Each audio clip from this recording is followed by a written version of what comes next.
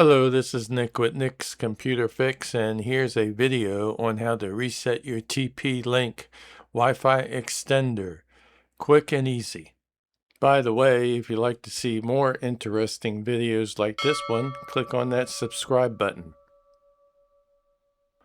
Okay, here's a close-up look at the repeater. This is the TP-Link AC1200 RE330.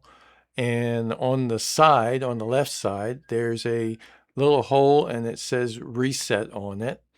And we're going to go ahead and get a pen, a ballpoint pen, and we're going to go ahead and push the ballpoint pen, the tip of it, into the hole.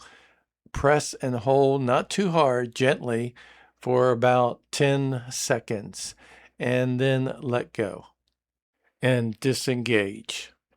At this stage, all the LED lights on the bottom, all four of them, will blink, and then only one will be lit, and that's the power LED light on the left hand side here, and it'll blink a couple of times, and then we're all set, and this repeater has been reset, and we can go back into the TP-Link user interface on the laptop computer here and configure and set this up the way we would like it to be. We go down to our taskbar here and left click on our Wi-Fi icon there, and then we look for the TP-Link, and it's here. But first I want to go ahead and disconnect from Nick. That's what I'm presently or currently connected to, and once I'm disconnected, I can go ahead and click on connect on the TP-Link extender. And once it makes the connection, it'll go ahead and show that it has, and it says no internet because we are not configured yet.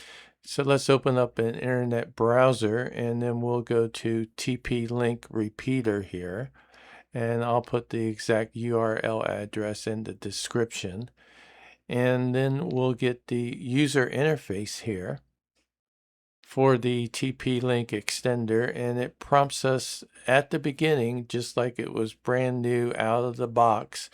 It'll prompt us to create a password for the TP-Link extender, and I'm going to go ahead and do that and click login. And once I do that, I'm in the configuration, and I can set the extender / repeater up as either a AP access point or as a repeater. All right, that's how you go about doing this, and I hope you saw that it was easy to reset this extender and reconfigure it. By the way, if you get a chance, click on that subscribe button. It would be greatly appreciated.